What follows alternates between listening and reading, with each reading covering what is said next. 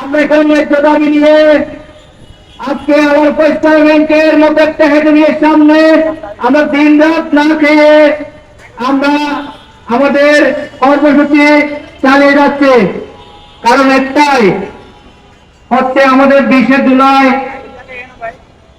জুলাই আমাদের একটা টার্মিনেশন লেটারের মাধ্যমে তারা আমাদেরকে চাকরিচ্যুত করেছে।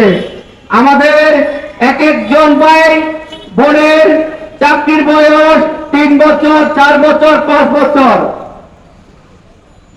আজকে তারা আমাদের সাথে যে জুলুম করেছে, আজকে যে অন্যায় করেছে, আজকে 547 জন পরিবারের পেটে তারা যে লাথি পেয়েছে, সেটার দায়ভার ম্যানেজমেন্ট কখনো এড়িয়ে চলতে পারবে না।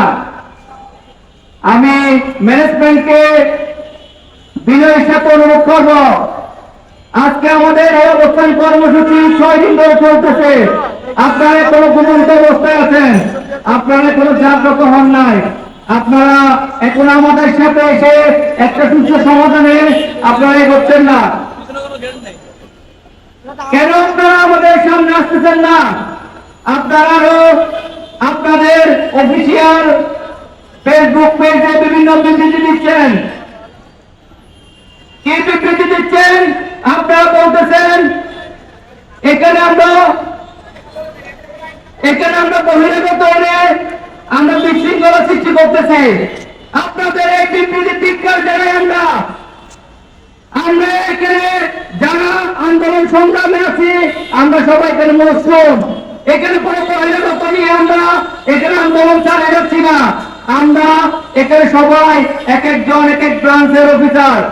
এখানে 8টি বিভাগের 64 জেলার কর্মকর্তা কর্মচারীগণ আছে। তাদের একটাই দাবি, তাদের অধিকার ফেরত চায়, তাদের চাকরি ফেরত চায়। তারা স্ব কর্মস্থলে তারা গিয়ে যোগদান করবে, তারা আগের মতো অফিসের কার্যক্রম পরিচালনা করবে, আগের মতো তারা ডিপোজিট আনবে, আগের মতো তারা অ্যাকাউন্ট আনবে, আগের মতো তারা কাস্টমার সার্ভিস করবে, দিবে, ব্যাংকে আরো উপরের দিকে এগিয়ে নিয়ে যাবে। আপনারা কেন এখনো 547 জন অফিসারের দাবি আপনারা মেনে নিচ্ছেন না?